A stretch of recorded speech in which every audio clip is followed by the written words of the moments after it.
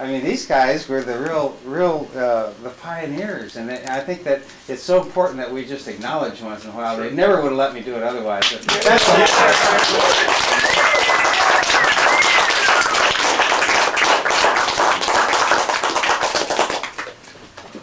okay, you guys can take it from there. Myron's going to talk for a while about himself, hopefully, and Al Hubbard. And after he's finished, then we're going to take questions from the audience. But while he's talking, we don't want to interrupt his train of thought because he'll never get back to it. My thoughts disappear this fast. I know, because I got the same syndrome. I was a little disconcerted to get a call from George Bush earlier today, and Myron's been appointed sainthood. Bush is the guy to do it. Well, he's the Pope, and so I don't know who this guy is here. I thought I knew him. Myron, let's start. Okay. One of the questions that Gary asked me, which I hope you'll all be interested in, is how did I get mixed up with Hubbard in the first place? And it's really a fascinating story to me anyway. But I'd gotten acquainted with Gerald Heard in Southern California, who's one of the world's really great mystics and a marvelous author if you've read his books. And I was very taken with him, and well, I was with Ampex Corporation and went to Southern California frequently, and every time that I went down there in business, I tried to see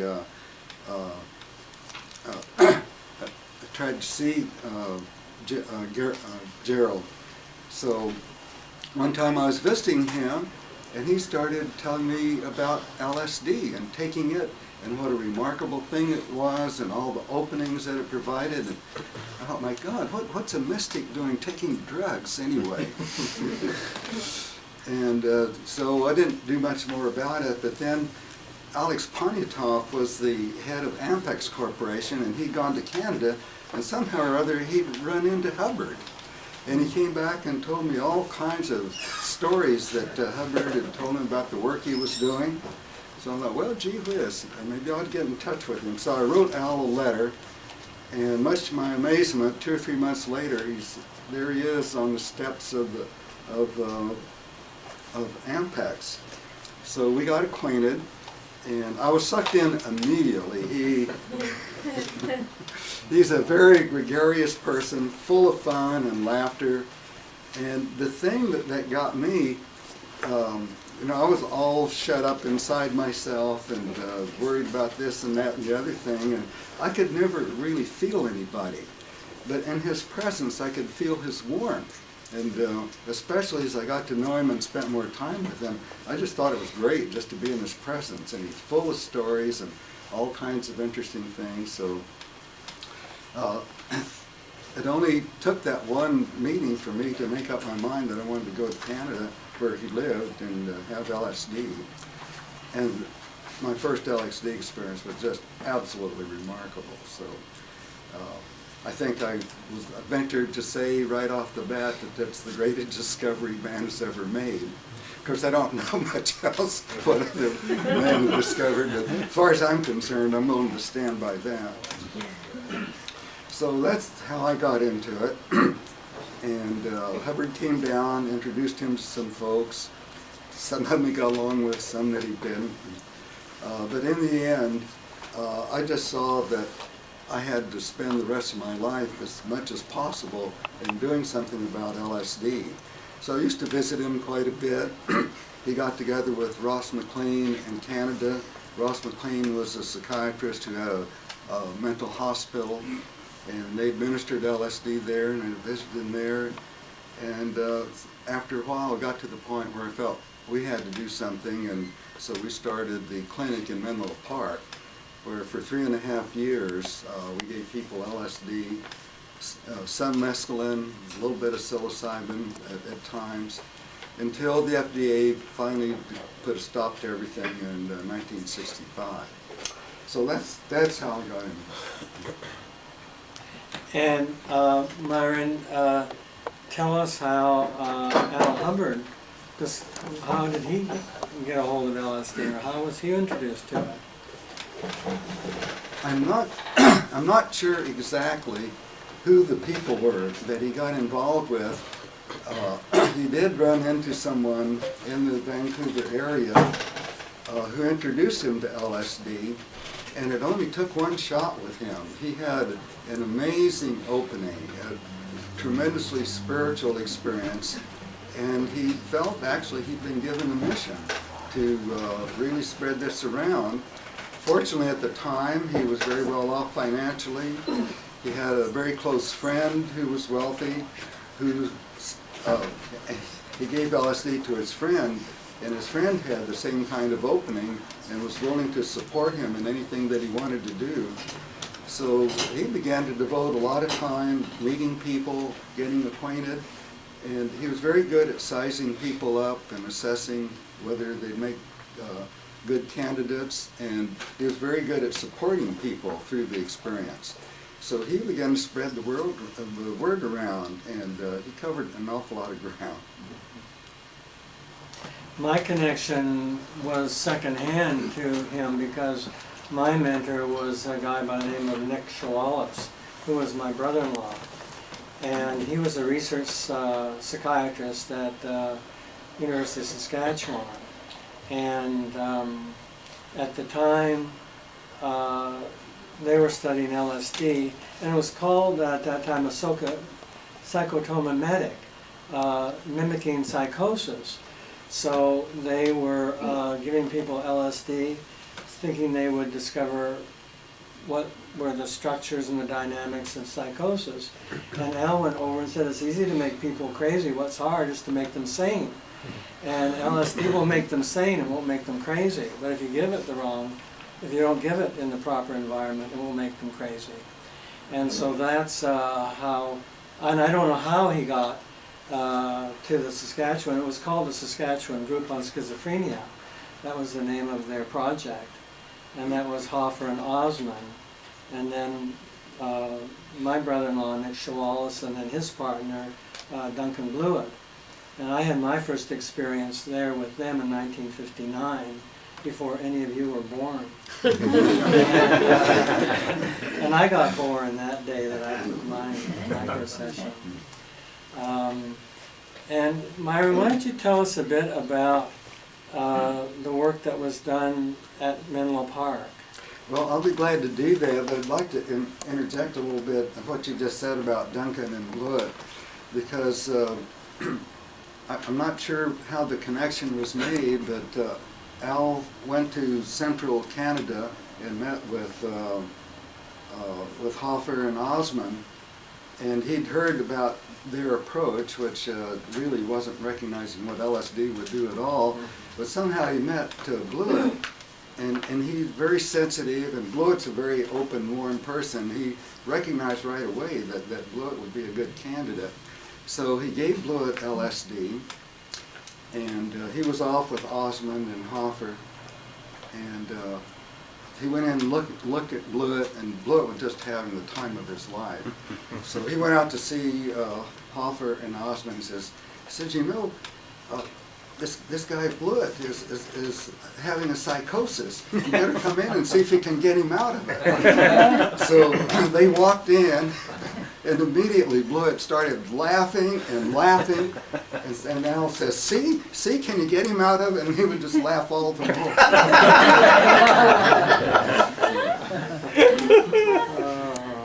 Well, anyhow, Hubbard worked with McLean at his hospital there for several years, and I got to visit that. And then Hubbard, well, he's not an easy guy to get along with. He very much likes things his own way, and so I'm not sure what the conflict got between he and McLean, but he decided to set up his own treatment place in downtown Vancouver, and that went on for a while, and I thought, gee whiz, we ought to do the same in Menlo, in California. So I put the necessary things together. Fortunately, I accumulated a little cash, and we set up a place for really was set up pretty much the way Al designed it. Very nice furniture, comfortable setting, beautiful pictures on the wall, a lot of artifacts for people to look at to stimulate them in various ways. And then, of course, one of his main tricks was to have people bring pictures of their family, their parents, their siblings, their marriage partners, and so on. Because looking at that under the influence is tremendously revealing. And he had several really good pictures too. That actually one just really opened me wide open. Well, I don't know how much time to Is that dwell. St. Veronica's veil? Yeah. Yeah. Yeah. You're familiar with Oh, hell. I used it thousands of times. It was worn out. Well, Al was a Catholic. And so it was the setup that I created for my work was exactly what they had in Menlo Park, because it's what they had in Saskatchewan. So we were all descendant, benefactors of Al's insights. And it's when, my understanding is when Christ was carrying the cross, he fell, and Veronica wiped his brow with her handkerchief, and then it was and then the next day on the handkerchief was the image of Christ, and there's this awesome painting. It's called St. Veronica's Veil, and most powerful thing. We used it every session, and when they used it with me, I was not happy with Christians, I'm telling you. I mean, I had a family of Christians, and they were all kooky. And so I wasn't about to look at it, But Nick, every hour or so, he'd pass it to me again. No, I'm not ready for that. And so finally, thank God, I looked at it, and it was an overpowering experience to experience what Christ's love is. And I was astounded. I was absolutely astounded. So that was worked for me, and I thought, if it works for me, hell, it can work for anybody. Well, you're certainly right in my case. I'll just elaborate briefly. I've covered this in the book, but I looked at this figure, and one of the things about it is one of these pictures where you look and the eyes are open, and then you keep looking and the eyes closed. Did that happen with you? So I saw the eyes closed, and oh my God, something's wrong with me. Why is he closing his eyes? Because the picture, when you're under LSD, is so alive. It's almost like a living person in front of you. It is. And so I looked again, and then all of a sudden there was a swish, and I was looking at a female face. My God, what's happening here? And then all of a sudden, swish, another face. And then in the next few minutes, 1,000 faces of all variety of mankind went by. And I said, this is every man. I'm Jewish, mind you. You were Jewish. I was. That's well put. One of the things I suppose you all know, but you may not. But in that era, nobody had a clue what LSD was. A funny story, when I was working with my group of kids that I worked with, I was working at a hospital in Costa Mesa with schizophrenic and autistic children. And I thought, well, hell, if it worked with me, it can work with anybody. So I told the psychiatrist in charge, I said, I want to give these kids LSD and see, what will happen. And so what's LSD? Well, this is the name of it. Well, is there any literature? No. And so he sort of trusted me. And so we just got LSD from Sandoz and started using it. But nobody knew what it was. So, there weren't any committees or evaluating what we were going to do. We didn't know what we were going to do. I didn't even have a clue what I was going to do. But one of the funny things, I was telling somebody at one time that I was doing this work, LSD work with these children, and the guy looked at me and said, "You're converting children to Mormonism?" I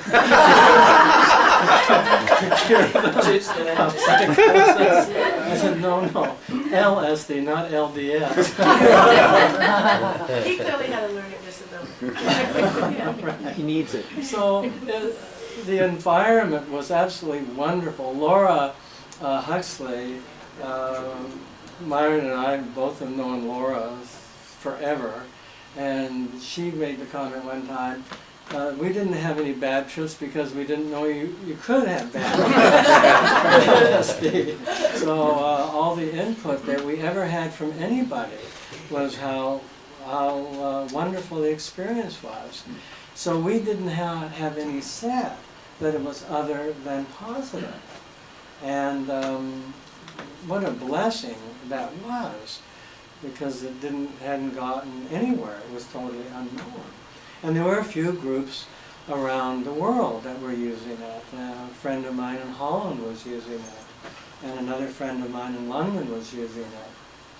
So we would all find each other somehow, because there wasn't any internet in those days. And, but you know, word gets around, and one of my best friends came to be Joyce Martin, who was an analyst in London, and out of the Tavistock Clinic, and she did incredible work. And Aronson Hine in Holland, incredible work. He had his own hospital, and that's all he did was LSD work, and just awesome kinds of results. And then along came, well, I was going to say Leary the devil, but I won't. Along came shit, and then hit the fan, and then we were all closed down. So then we did it all, well, some of us did it without government approval, I guess you would say. Do you want to make any other comments, or should we ask people for questions? Let me just mention one more thing with regard to Hubbard, that I think his going to mid-Canada, to Hoffer and Osmond, and the demonstration with Blewett really opened their eyes, and I think it really was the beginning of people beginning to discover what LSD could do. And they went and started doing a variety of programs, and Trellis and Blewett worked together for several years with alcoholics, and then other hospitals in Canada were trained and did it. So I really think you have to say that Hubbard was an enormous factor in LSD being properly recognized for its true merits and work proceeding. Actually, in America, they're harder to convince, and I don't think they caught on nearly as well as the Canadians did. There are a few that did some pretty good work in America, but by and large, I think you have to give Hubbard a lot of credit for getting the thing moving. Myron, you wanted to read something, didn't you?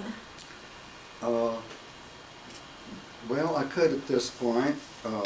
What I was going to, you know, Hubbard was such a fascinating guy. I thought I would read several things to show you how different people saw him.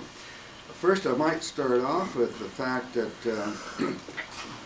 now, I have to say here, I don't know exactly whether any of this stuff is true, because Hubbard was he was all over the map.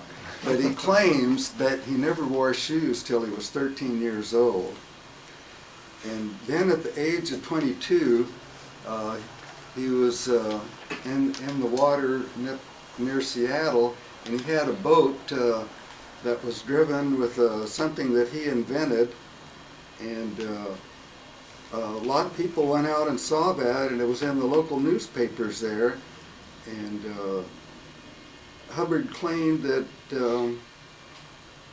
But that it was a perpetual motion machine that he himself had claimed. If people looked at it, nobody could figure it out. There's no way to say that it wasn't so, but the thing is that boat went all around for long periods of time without any apparent fuel. And then he sold, I don't think there's a connection. Some people say there's a connection, but I think independently he came up with some kind of a gadget that he sold for $75,000, which at that time was a lot of money. And then he said he found out afterwards that whatever it did, it worked so well that it was worth a great deal more money than what he got for it. Anyway, I'd like to read a little bit about how different people saw him. I think one of the first, he and Blewett became very, very good friends. I'm going to read out of this book here. This is a letter that Blewett wrote to Hubbard. He says, "Hello, you old goat. Whose old uncle," you know, my eyes are against the back, I hardly read this. Let me see if I can read it for you, Myron. Okay. Where is it? Starting right here. Okay. I'm mostly blind. Whose old uncle forgets him and never writes him a letter? My Uncle Al, that's who. What are they doing to you these days that you neglect your fat nephew? I've been watching the incoming mail, meeting all the aircraft and reading all the police news regularly in hopes that I'd catch some glimpse of a letter from you, yourself or your name in headlines. Now you get the reference from the police news. Al was a magician, wasn't he? He definitely was. Yeah, he was a cosmic jokester. He was a funny man. But he knew how to make the right connections. Yes. However, despite my vigilance, there hasn't been the slightest indication that you're still alive. If I didn't know that it would take a battalion of enraged grizzly bears to do you in, I'd have been so worried I wouldn't be asleep by now. There's another picture that floats through my mind's eye. In fact, a whole series of pictures of Al basking in the sunshine of some Pacific isle, watching ball games in Wichita, catching huge fish off Boca Grande, and generally living a life of idle bliss. How about a few lines of communication to let me know if we still fly the same flag and what the latest developments have been? All the very best of good wishes. May the sound of police whistles cease to annoy you and become music to your ears. Oh, that's where those two, you know, like jokester to jokester. You know. And here's a statement from Aldous Huxley. This is excerpted from his book, Moksha.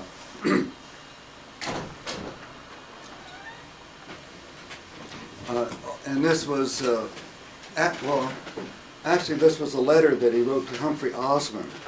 He says, "I am hopeful that the good captain," incidentally, Hubbard made himself captain, but he did have a 120-foot boat, so I guess he's entitled. Well, was to be captain of the good ship Lollipop, right? So, "I'm hopeful that the good captain, whose connections with uranium seem to serve as a passport into the most exalted spheres of government, business, and ecclesiastical polity, is about to take off for New York, where I hope he will storm the United Nations, take Nelson Rockefeller for a ride to heaven, and return with millions of dollars. What babes in the woods we literary gents and professional men are. The great world occasionally requires your services," this is Osmond's, "is mildly amused by mine, but its full attention and deference are paid to uranium and big business. So what extraordinary luck that this representative of both these higher powers should A, have become so passionately interested in mescaline, and B, be such a very nice person." It was very interesting, too, to see sort of how LSD was networked around the country. It did get into very well-known people were turned on by Claire Booth Luce, was one of them, and she had quite a remarkable experience. And I don't know if you know, like Henry Luce, he was a pretty, you know, broomstick up his ass kind of guy. And so she gave him acid, and he was a very devout Catholic, and she said he was 15 hours on his knees praying that he would survive. But, and a lot of the Hollywood people got involved in the networking. Cary Grant was one of them, particularly. But there was a, people, heads of different kinds of industries, I was familiar with. I had turned on a few of them too. And it was very interesting how, like one session would change how a whole company was run. I turned this guy on. He was really a toughie, but he had something there that he was intrigued by my whole attitude. He couldn't figure out what. And I said, well, I was an uptight, really. I mean, all I was one big IQ walking around before I took LSD. It was just like I was nothing but brain. And I was a basket case. And so I told him that, and I guess he thought, well, hell, if it, you know, made you into a human being, maybe it can make me into a human being. And it did. And he owned his own company. And he changed that whole company around, where people were teaching people below them what their skills were and what their knowledge was. So everybody in the company was teaching somebody below them to take over their jobs eventually. It was an amazing thing, and they didn't have hours anymore. People would come in and work when they wanted to. And it became a real family. And this was from one guy taking LSD. All the employees never had LSD, make that clear, but just from that he owned the company and the changes that he instituted. And of course I was very instrumental in suggesting to him what kinds of things could be done. The atmosphere in that place was just amazing. And there was another place down in San Diego where the guy who owned the company was turned on, and he also changed his whole company the way the whole thing ran. And then they started doing profit sharing, and they just became like a big extended family. So there's all kinds of history. Seems like we could use that today in today's corporate atmosphere. Government too. Halliburton. What was the name of the They companies? need to IV that over there. What were the name of the companies, if you don't mind saying? No, I. Oh, okay. Just curious. Are they still around, these companies? I know the owner of one died, so I don't know if he sold it before he died or not. I think your idea of asking what people might want to know. Yeah, I believe it or not, I was a professor at one time at UCLA of all places, and I never lectured in my life. I would just ask people, "What do you want to know about?" And then people would say what they wanted to know about, and that's what we talked about. So I thought that we would do the same thing, ask people, "Well, what do you want to know about?" Has there been any follow-up work done with the autistic children that you gave LSD to? No, because what happened, the project was closed down, of course, because we couldn't use it anymore. And so when I went back to try to find out what was going on, they did not want to have me there, because at that time it became the evil drug, and so when the administration recognized that that's what we'd been using, they were terrified. We had made a record of every session for every child, and I think we did something like 83 sessions, and so we had complete notes from every session, what was in the child's chart. they had taken all those out and burned them, and denied that it ever happened. So, because they were just, terrified. What were the results? Tell about the results a little bit. Yeah, what were the What results? were some of the Are, positive things? are their names still recorded, or did you lose that too? Well, yes, I know their names now. Okay. What were the results, the positive Right, what were results? some of the things, the results? Well, what was so remarkable was that, now I should tell you a little bit how sick these kids were. They were in a back ward in the hospital. They did not relate to each other. Many of them were in camisoles 24 hours a day, tied up because they were violent. Most of them didn't communicate. Many of them just did the whirling and bumping into themselves and other people.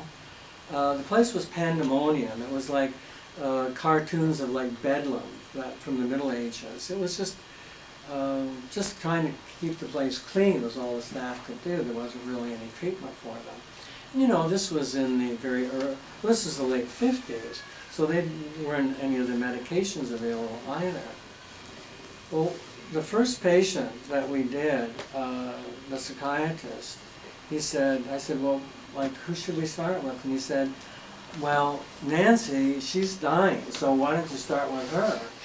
Because if she dies, there won't be any loss because she's dying anyway.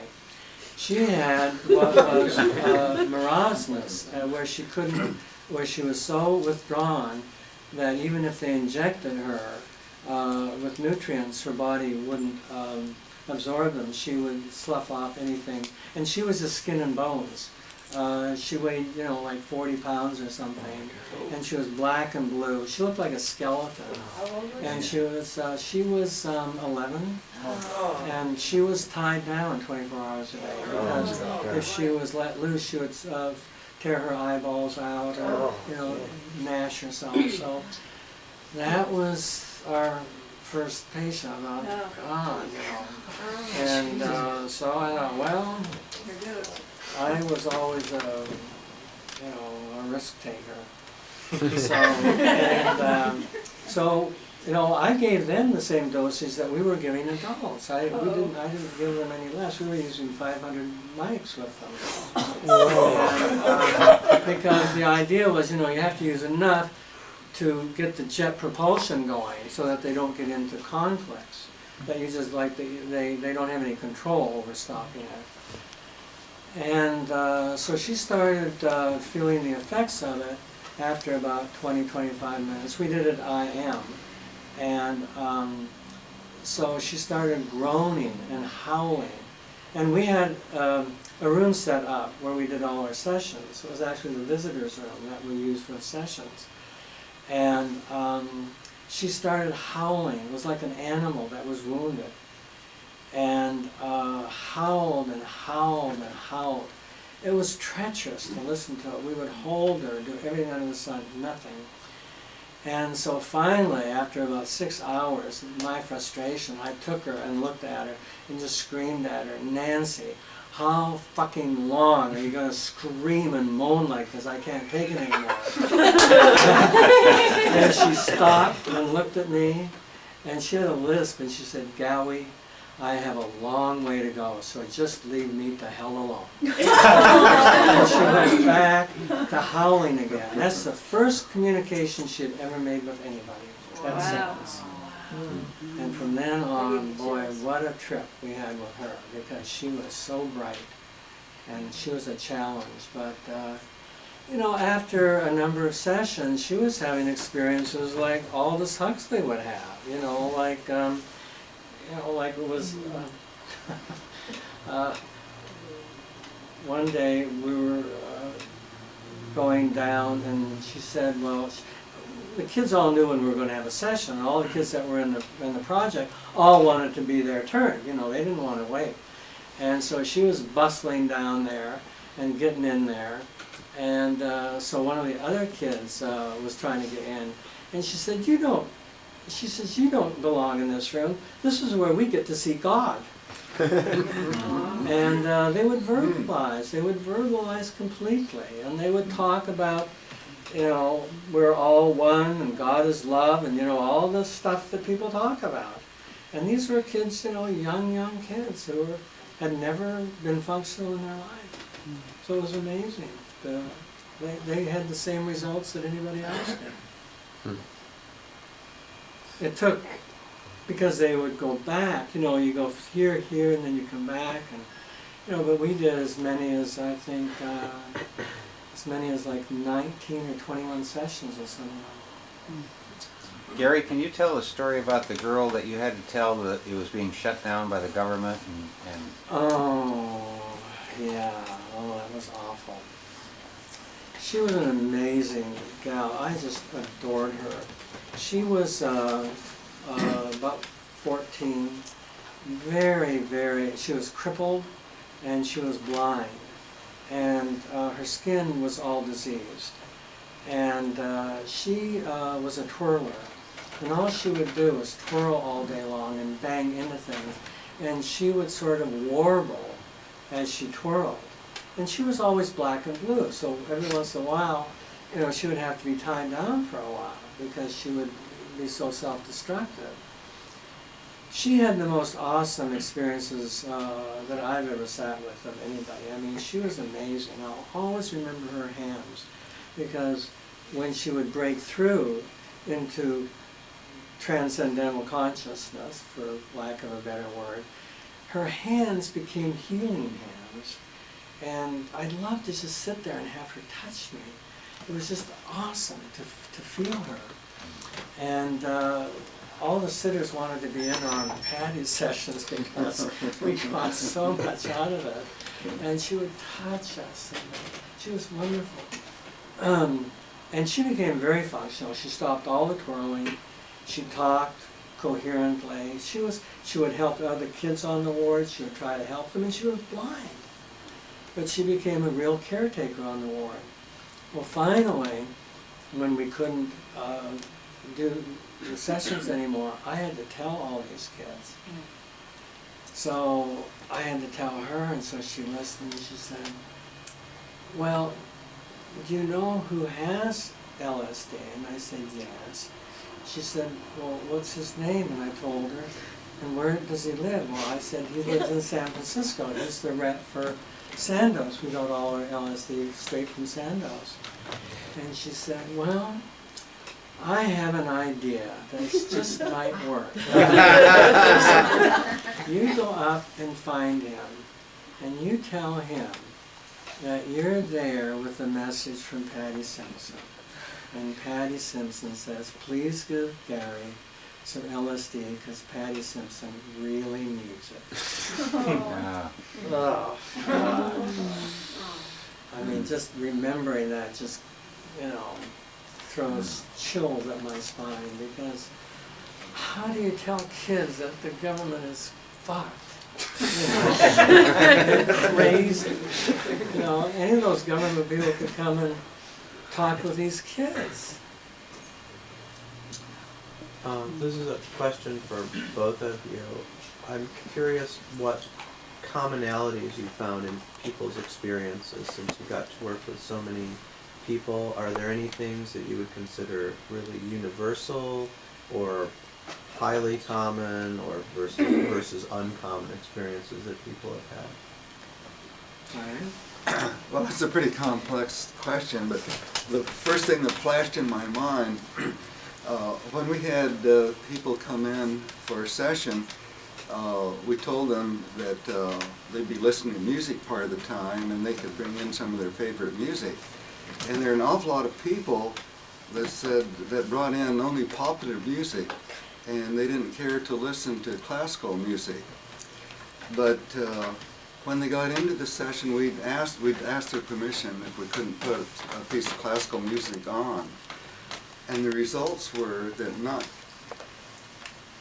every single one who objected to classical music, after they heard it under LSD, that became their favorite music. I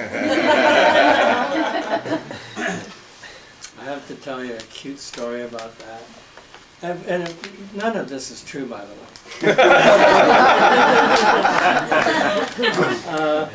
friends. I was at friends of my house, and they had had some mushrooms, and they had a what are these big dogs, like a Newfoundlander, but what's another really big dog? Great Dane? No. Bernard? Yeah, Saint Bernard. Yeah, and you know what they're like. And so he came in, and someone had left some of the mushrooms on the table. Of course, he ate them. So we're all sitting around, you know, wondering, like, what the hell happened? We didn't know any antidotes for it.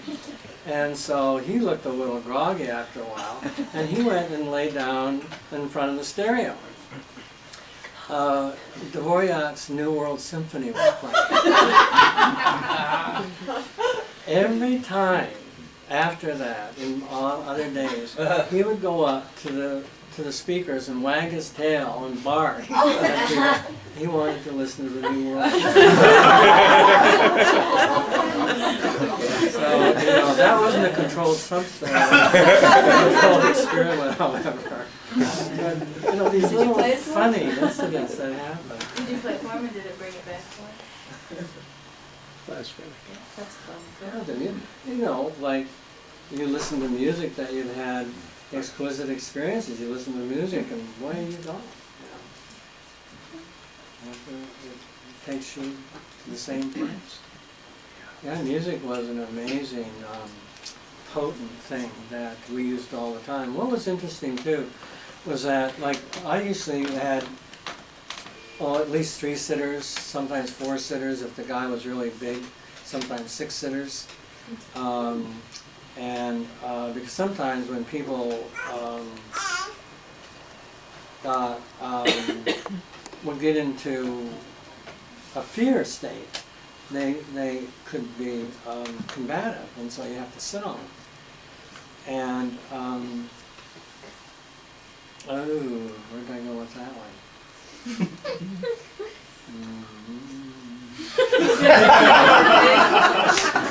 You reminded me of one, though.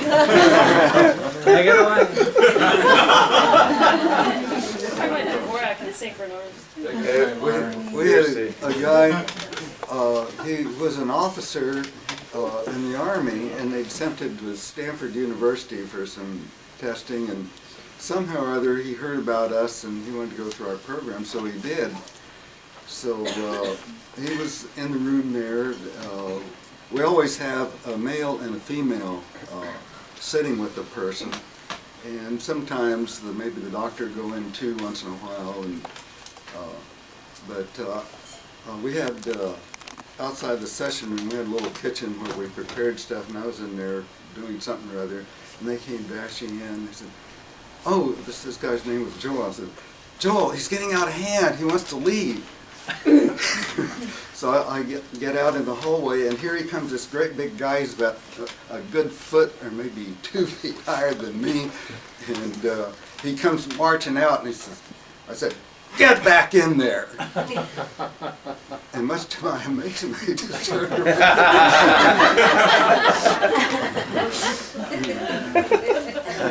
Okay, I recovered it. If we were sitting in a session, nobody's saying anything, but we could, you know, you follow where they are, because you get out of your own ego state and you join the person whoever's taking the acid, and you go with them all the time so that you know where the hell they are, so when they get in a tight space, you know it. They can be totally silent, but you still know it. I would get up to go and to change the record to something else that would get the guy out of where he was stuck. Often, 3 of us would get up at the same time. We'd all look at each other. One would go over and pick up an album cover and show it, and the other 2 would say, "Yeah." So all 3 of us were tracking exactly the same moment to know what music we should change to get him out of that spot. Really interesting. But the question you asked, I think, also is kind of difficult, because right. people are very, very different. They come with different problems. And then, of course, as time went on, and Larry began to get people scared, it got harder and harder to get clients coming. And so we really saw quite a spectrum of things, and of course what you're always looking for is a person who makes a real breakthrough, and if you do make a breakthrough, you know, you're getting to common ground, you know. Yeah. That other place, as Walter King likes to call it, that other place, that's a phenomenal place, and it's wonderful to all be there, but not everybody can get there, especially the first time, so there's a lot of differences. Yeah, in my experience, the transcendental experience is absolutely the same for everybody. Like when you have a complete and total ego death, then everyone has the same experience. It's the same thing. Can you describe that? Yeah, describe ego death. It's lovely. Should have one every morning. A moment ago you were mentioning about tracking with a person and you kind of recognize where they're going. Did you have any experiences where where you found that that one person would think something, the other person would think the same thing? I mean, what would be called psychic experiences? You know what I'm saying? Like thought transference are the same.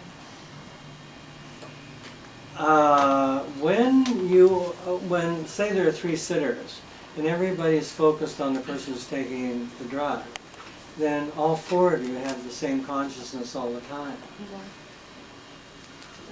Because you've left your own ego. And in order to do that, you have to have had a lot of acid experiences yourself so that you're not afraid of that. To really absolutely not exist. Now, there is some kind of monitoring that's going around that you're not aware of. For instance, because then you get up and go change the record. So there's got to be some kind of consciousness that's monitoring things to guide you what to do to help that person. Or sometimes it's just going and taking the person's hand and holding them.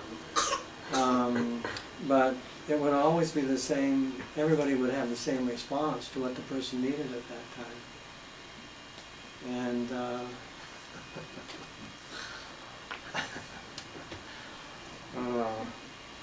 now one time we were sitting in the group and so I thought I had to go pee, so I got up and came back and sat down. I still had to pee. So I said, somebody in here has got a full bladder.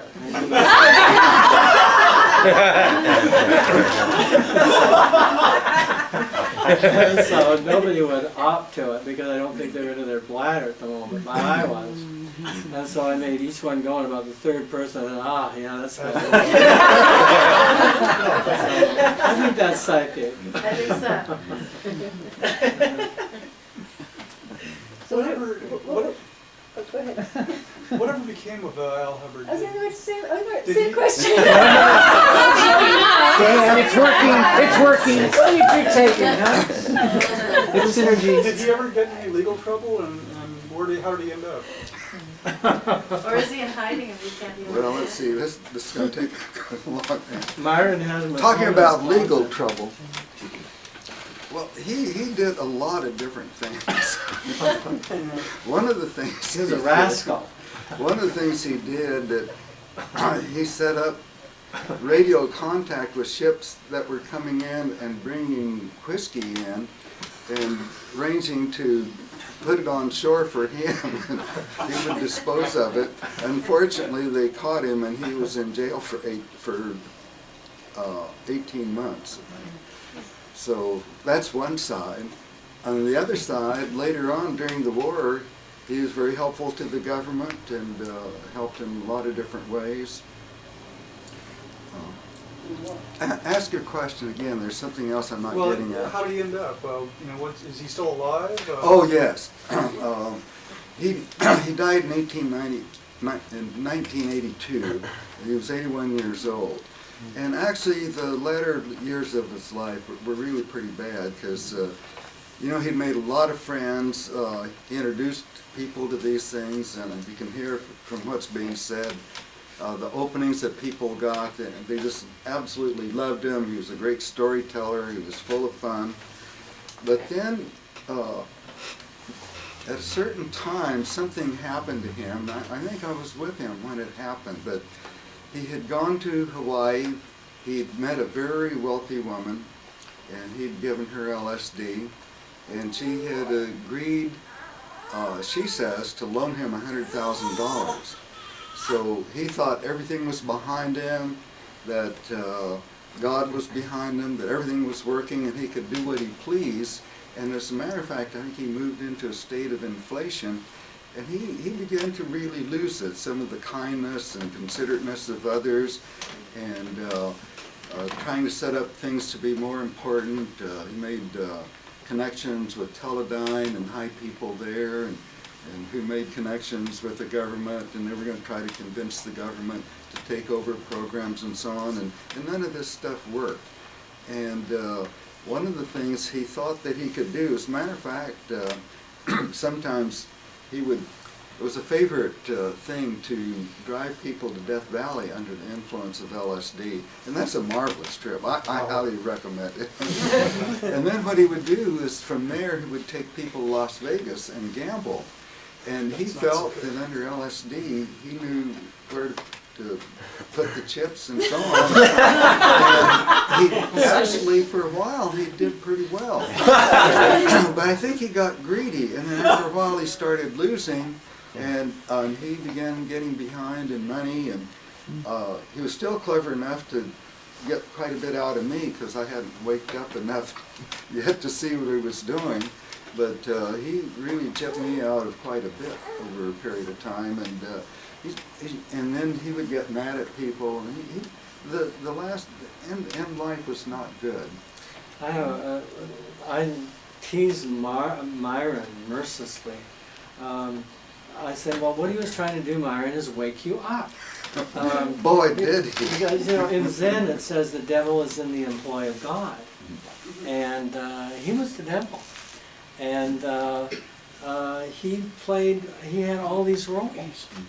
And but Myron talking about this, I was just cracking in hysterics because Myron was offended that he manipulated him and took advantage of him. And I thought it was hilarious. See, my buddy, I have a real close buddy that was a very close disciple of Hubbard, and they were close, but he didn't have my neurotic tendencies. So he really learned an awful lot with LSD. So Al would come and he'd start telling one of these stories, there's a guy here, if we can do this, and he'd pull out his wallet and say, okay, Hubbard, what do you want? Take what you want. So he knew, but I was bitter. Well, you wanted him, you know, when you want people to be just one thing, they bite you in the ass.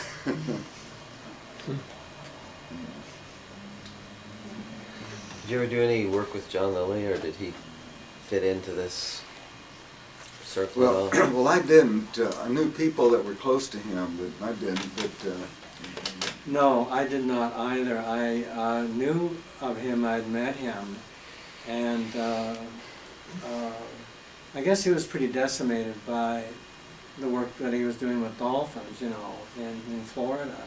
And he released them all because, as you might remember, they were all trying to commit suicide because they're so unhappy. And I had an experience of that too in Waimanalo in Hawaii. They were doing interspecies communication. Gregory Bateson, I don't know if anybody you know Gregory Bateson. Yes. And he was married to Margaret Mead. And they were doing that too. And I went over and actually got in the tanks with some of the killer whales. And they were trying to commit suicide and very depressed. And had some interspecies communication with them. And they said if they had to live this way, they'd rather be dead. And so they started releasing, I was going to say, their guys who were unhappy, the dolphins that were unhappy, they left them out too. I was also referring to, you know, he was doing the Samadhi tanks, taking LSD and going into the sensory deprivation tanks. Speak louder. John Lilly was doing research on himself. Yes. Shooting LSD and then going into a sensory deprivation tank? Well, the sort of general notion that most people have is that he got in very unusual states and could not transition, that he got pretty dysfunctional. Did he die, Myron, do you know? Oh yes, he died a few years ago. He's been here. He's been a guest here. John Lillywood has been a guest at this gathering.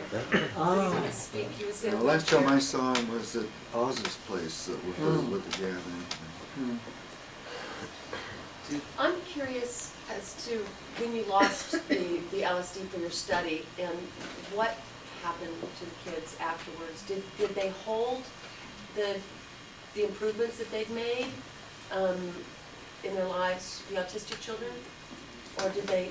Do you know what happened to them? Did they No, not all of them, because when I went back, you know, I was persona non grata, so it was very difficult for me to get any information. I know that before I left, 2 of the kids had been discharged to their home and were going to public school. There was a school within the hospital, and some of them were attending that school. One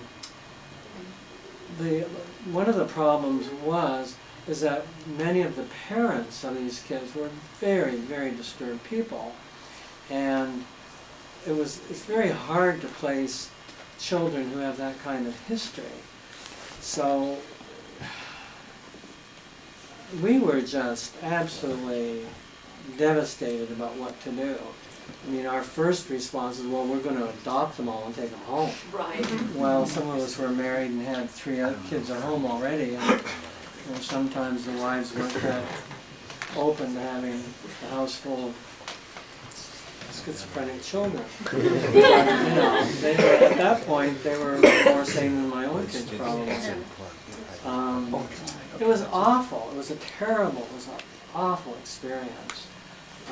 Losing contact with them. But at that point, you say they were functioning? Yes, many.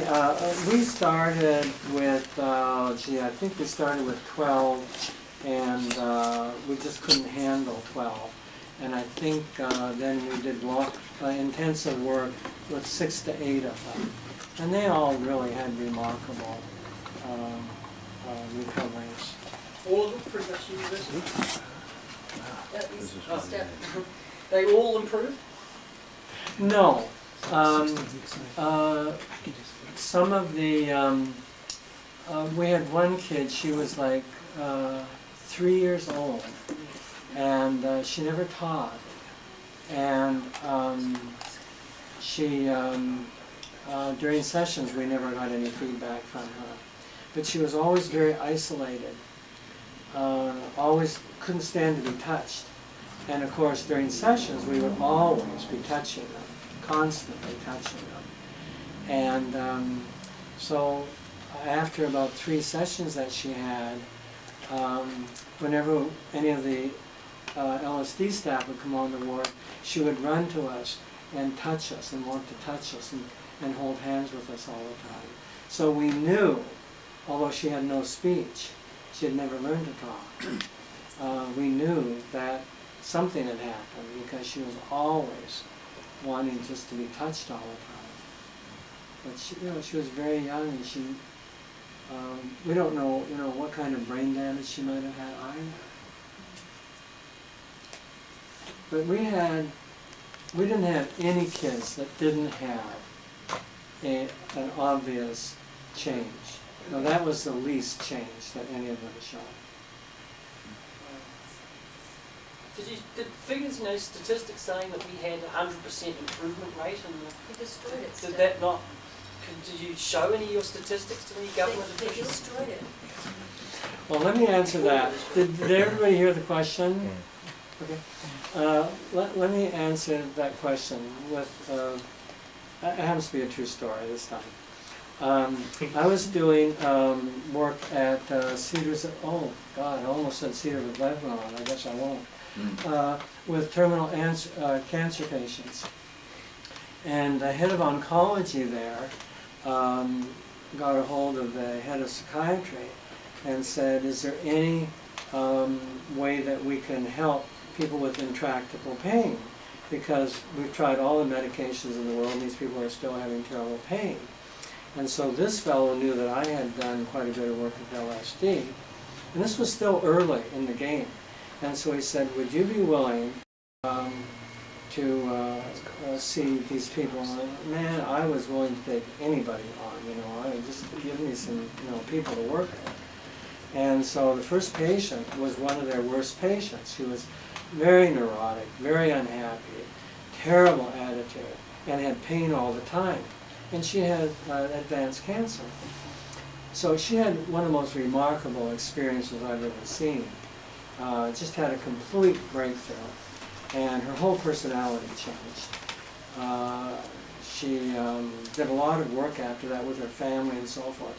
But the next day, I went to see her, and I said, well, we talked about it. I said, well, how is your pain? She says, I don't have any pain. And I said, wonderful. And she says, do you have any idea, how long I'm going to be that way? I said, I don't have a clue. You're the first one we've done. And so then the oncologist came in and said to her, well, how are you, and so forth. And she said, no, he came in because she had refused her pain medication. She told the nurse, I'm not going to take pain medication if I don't need it. It makes me constipated, makes me, upset stomach, I'm not going to take it. So he came in and said, why are you not taking your pain medication? And she said, well, because I don't have any pain. He said, you're having pain. Don't lie to me, you're lying. She says, no, I don't have pain. He says, I'll go get the x-rays and show you on x-rays where you have to be having pain. And she basically told him that he knew where he could shove his x-rays. So he discharged her and she fired him at the same time. So it was a mutual. And so he called the head of psychiatry and said, I don't want Dr. Fisher treating any more of my patients because he makes them psychotic. And he said, well, what do you mean he makes them psychotic? Well, this woman who is full of cancer now thinks she doesn't have any pain. So, she's psychotic. And so the psychiatrist said, well, would you rather have them psychotic and not have pain, or would you rather have them normal and have pain? He said, I'd rather have them normal with pain. So, talk about statistics for the establishment. Forget it. That's once you fire him, he wanted to keep his patients. Well, what happens? What happens is that how can they deal with that reality? If you don't understand something, you say the person's psychotic. I mean, that's what psychosis means in our culture. Somebody's crazy if you don't understand them. I mean, everybody uses the word crazy to say, I don't understand this person. They're crazy. He couldn't deal with the phenomenon that he knew that she had pain, and why wasn't she having pain? His solution was, she's psychotic. It's a total natural conclusion he would come to. He didn't come and say, what the hell are you doing with these people that you're getting rid of their pain? Tell me about it. Let's do 20 of them. No. He had to maintain his notion of reality. And we saw that over and over and over. Well, you should have given him LSD.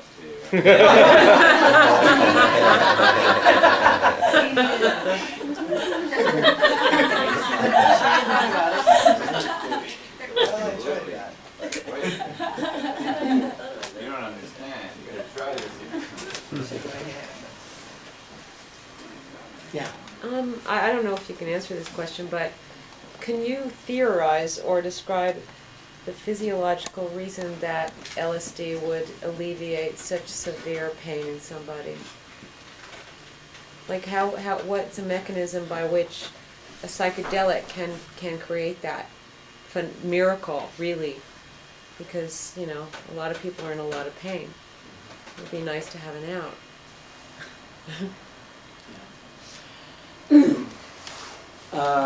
Yes, I do know how you do it. because I experimented with myself. And all of the things that are going on neurophysiologically continue to go on. What you cease to do is to respond to it. And what you do is focus on the sensation. And by focusing on it and totally embracing it, you neutralize it. You neutralize it, and it becomes just sensation. It's like white light. It has no positive or negative valence attached to it. And I experimented that with myself by getting centered and then going this way with pain, and this way with pain, and this way with pain, and this way with pain, until I got to the bottom. And then finally you get to the point where it's so intense that you either tear your hair out or accept the pain. You embrace it, it becomes neutral, it becomes just sensation. But to do that, to have that capacity, obviously you need to be in an altered state of consciousness. And after you've had, you know, a whopping dose of acid, that stays with you for, well, the first time I had acid, I was in that state for 8 months. I didn't come down for 8 months. Wow. I didn't sleep for 8 months. I had no need for sleep. But then I started getting back to ordinary reality. I had a shock.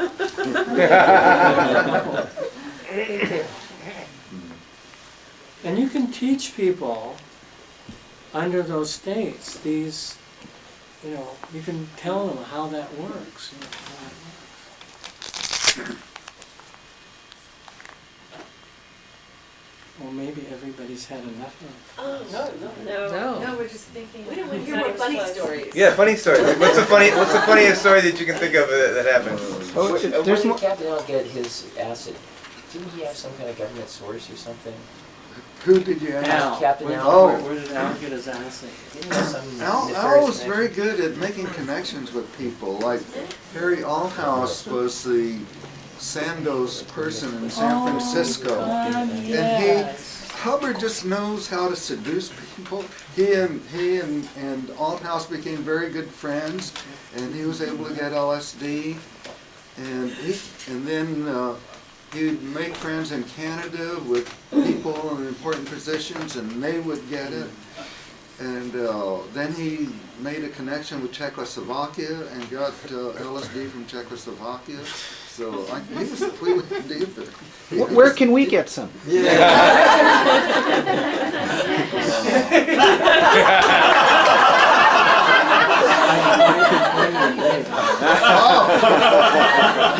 I'll tell you a hilarious story. Let's hear a great story. When we finished, we had access to Sandoz LSD in Switzerland. And so a bunch of us got together. There were about 10 of us in the project. And we all got our money together. And you know, I don't remember why this guy went to Vancouver. Anyway, he went to Vancouver, flew from Vancouver to London, from London to Frankfurt. Somebody in Frankfurt went to Switzerland and got the acid because it was like under the table sale. And we got a lot of it. And so then went back to Frankfurt, London, Vancouver, came across the border in a car and so forth, got to LA. At that time I was working in Hawaii. So my portion they sent to me. And they put it in, they said we put it in shaving cream. And so that's how it's packaged. So I got it and I opened up and there's all this shaving cream. Well, You mean the actual liquid was mixed in the shaving? No.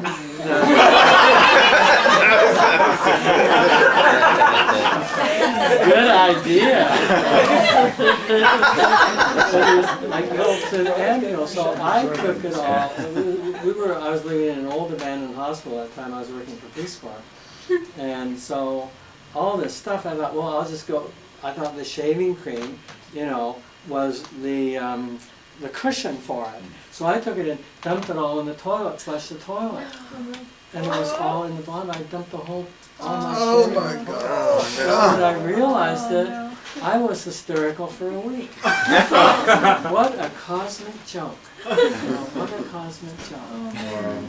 So That's I not learned funny. from that, well, okay, it's meditation time now. You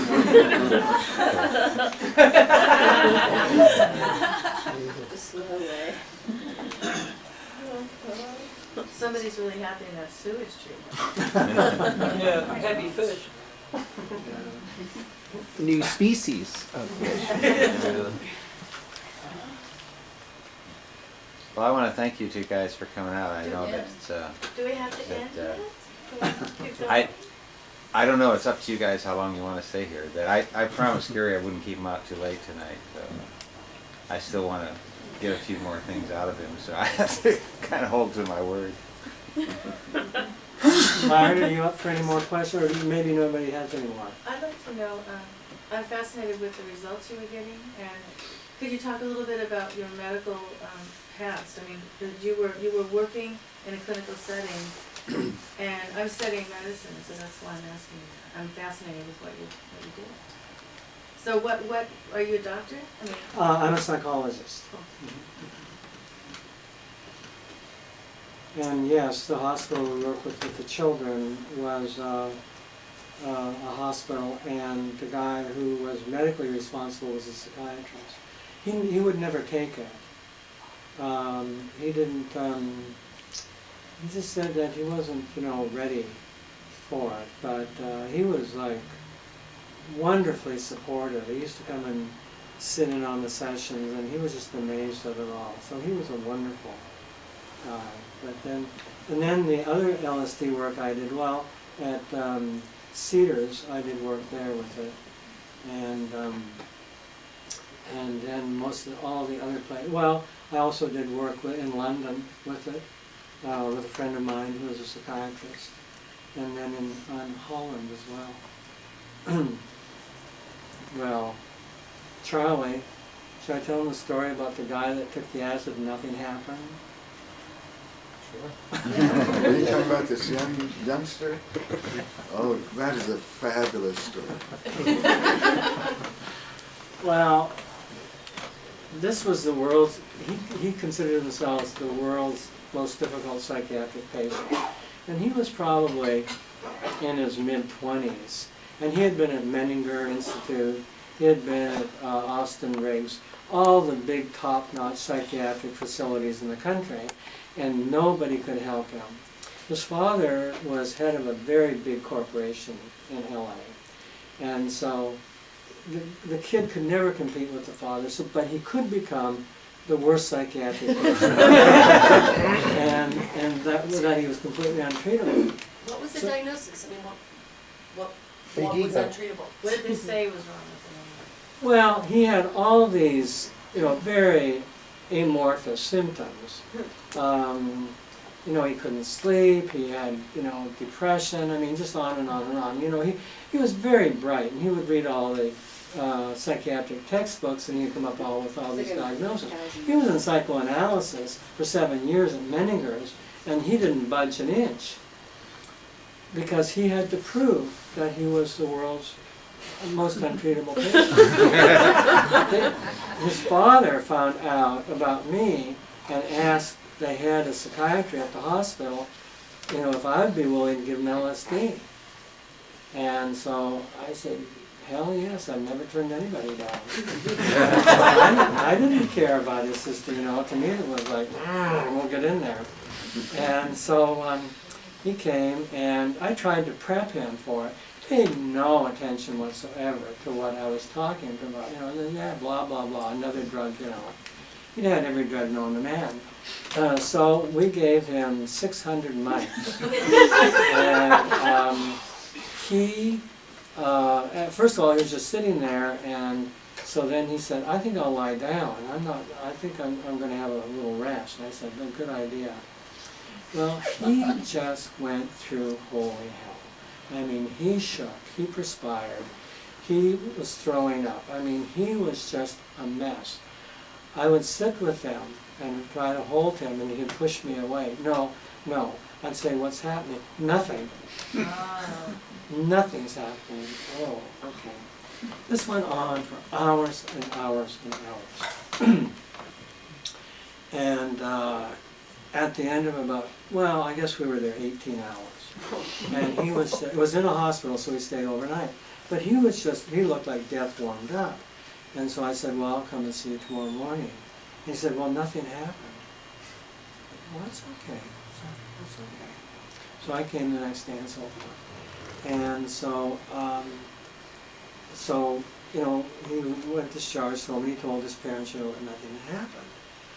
And so I met with the father and I said, well, something definitely happened, but Richard doesn't want to acknowledge anything of this.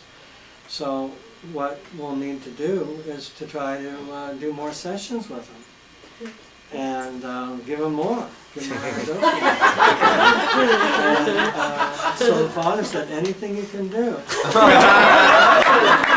And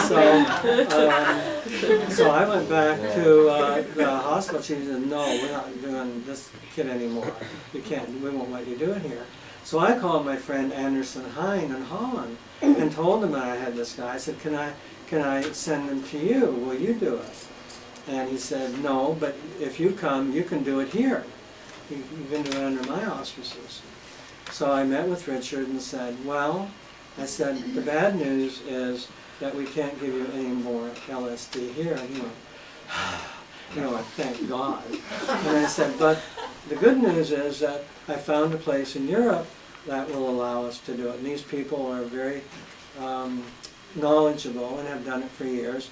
And so we can go there and do it. He said, oh, my father would never go to that expense. I said, your father's already approved. He went, oh, my God. Because he wasn't about to take LSD again. And so I said, so would you be willing to go? And he said, no, I couldn't go by myself. So I said, no, I'm going with you. He said, you're going to come with me? I said, yes. He said, well, how long are you going to stay? As long as I need to. Oh. And he looks at me and he hadn't met anybody, you know, who had teeth in him like I did. So he said, well, I'll have to get back to you. And so I'll let you know when I'm ready. So I would call the house. Now this kid had not been out in his house for years. He stayed in a room in the house with an attendant 24 hours a day. He had 3 round-the-clock attendants. And he was in a darkened room that he lived in all the time. So I would call and his mother would answer and I said, is Richard in? She said, no, he's gone out. I said, oh, where'd he go? He doesn't say. And so I'd call about a week later, is Richard in? No, he goes out every day. I said, did you tell him to call me? And she said, yes. I said, he doesn't return my calls. He says, I think he's going out so he's not here to take your call. I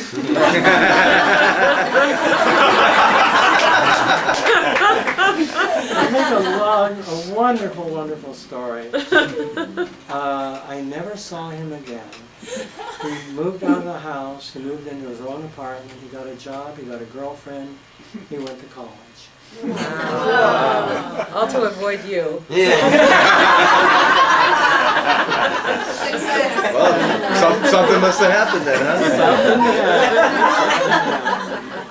And I always was dying to know. And Charlie Grove had the greatest idea because this was published in one of Maps, and so Rick Doblins always wants follow-up. So Charlie said, well, do you think you could find him and do follow-up? And I said, oh yeah, after 30 years I'm knocking on the door. That would be hilarious.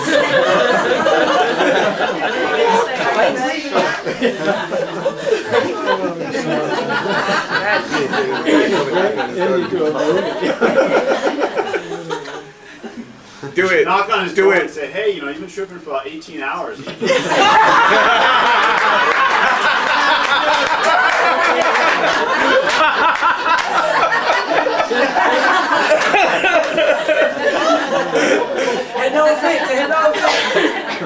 Find him and do it. Find him and do it. That would be awesome.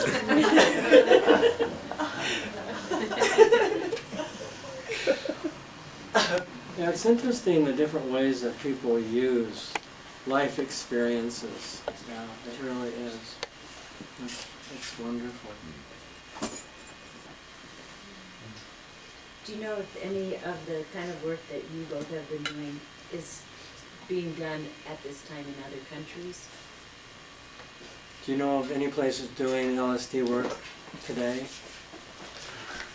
Only surreptitiously. I don't know. I think Germany was getting a little interested, but I don't know if they've really started anything. I think there's more talk. I think we now have 3 approved projects in the United States, so that's a big step forward. Nothing's happened in 30 years up till now. So I don't know, I think some inroads are being made, and especially if these projects turn out well, I think we'll start seeing some openings. Why do you think there's that change? Why are they suddenly, after 30 years of nothing happening, why are they suddenly allowing research again? Well, you'd have to ask the people who are in there now. I don't know, they've just been adamant for a long time, but other people have been working away and trying to get results. And I guess Charlie probably knows better than anybody here why. I'd say persistence, huh? Yeah, we're very stubborn. we just persisted, and it's taken many years to get these approvals, but we're finally wearing them down. Well, the other thing is the evolution of age. The people who are now in decision-making positions, some of them took acid in the 60s. That they're doing what. Too, so I'm not Yeah. Some of them didn't inhale. Some of them snorted. Yeah, there you go. What are the other 2 projects? There's the one we heard about at the beginning of the night. And I haven't been to some meetings for a while, so I don't know what the other 2 projects are that you just mentioned. Oh, the 3 projects. Yeah. One is Rick Dahlman's project with MDMA. There's Charlie's project with psilocybin. And then there's another one with obsessive compulsive disorder. That's also psilocybin. Oh, that's great. As far as I know, those are the only 3. I'm thinking that what we're hearing about ibogaine and ayahuasca and how they're using that with crack and heroin addictions, it probably is a similar, sort of. They only mentioned about ibogaine. The 2 clinics have opened up in the past year out of this country, and there's no research going on. They're just straight treating people clinically. There's a clinic in Mexico and a clinic in Vancouver.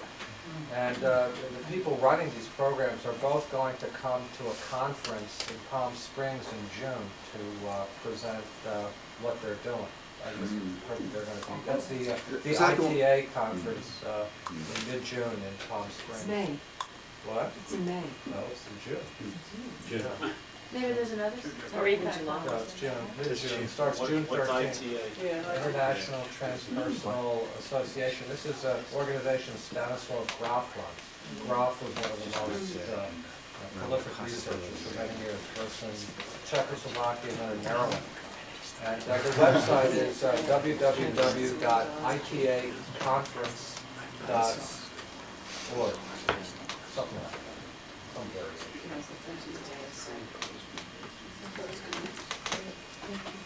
Okay, we're cooked. Thank you so much.